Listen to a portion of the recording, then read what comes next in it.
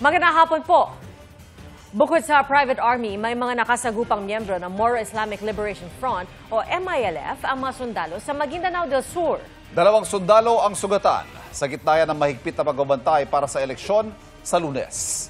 At mula sa Sharif Agwak, Maguindanao nakatutok si June Veneracion. June.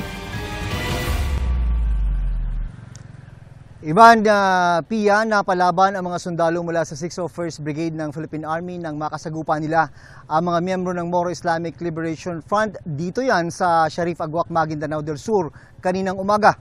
May mga sugatan sa magkabilang panig.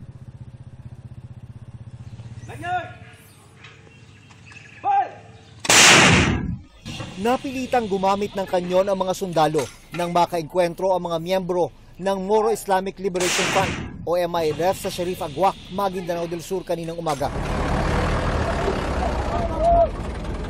Sumiklab ang sagupaan nang paputukan umano ng mga taga-MILF ang mga nagpapatrulyang sundalo na misyon ang pagtiyak na walang manggugulo mga armadong grupo sa eleksyon sa Lunes.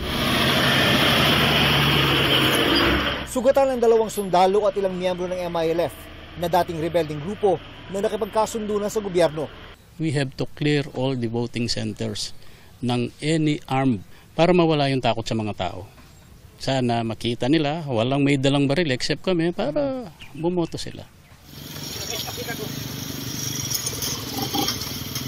Sa Lunes, araw ng eleksyon, hindi lang mga baril ang bitbit ng mga sundalong magbabantay sa mga voting place sa Maguindanao del Sur. Armado rin sila ng mga pamalo. Kung kinakailangan, gagamitin daw nila ito sa mga supporter ng mga kandidatong manggugulo sa mga presinto. Bukod sa mga pamalo, meron pang isang gagamitin itong mga sundalo mula sa 601st Brigade ng Philippine Army. Ito, kung titignan nyo, parang alcohol lang ang laman. O totoo nga, meron itong alcohol. Pero sa loob niyan, merong nakahalong dinikdik na sili. Gagamitin din daw nila yan. Ang epekto daw niyan, para kang tinamaan ng pepper spray.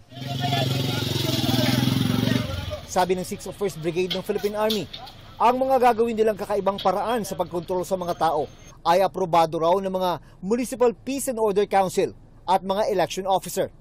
Hindi ka ba natatakot baka maireklamo ka sa Commission on Human Rights? Sir, sa ganang amin, wala naman siguro kaming binabiolate, no? Kung ang nag-aaway ay talagang inaawat mo, ayaw magpaawa. Wala naman kaming intensyon na manakit eh. In fact, sila nagsasakitan nga eh. So gusto lang natin silang awatin.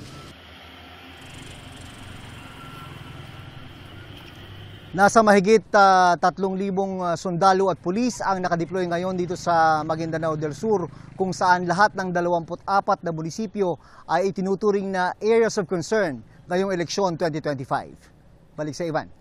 Iba yung pag-iingat sa iyo at sa iyong team. Maraming salamat, June Veneracion.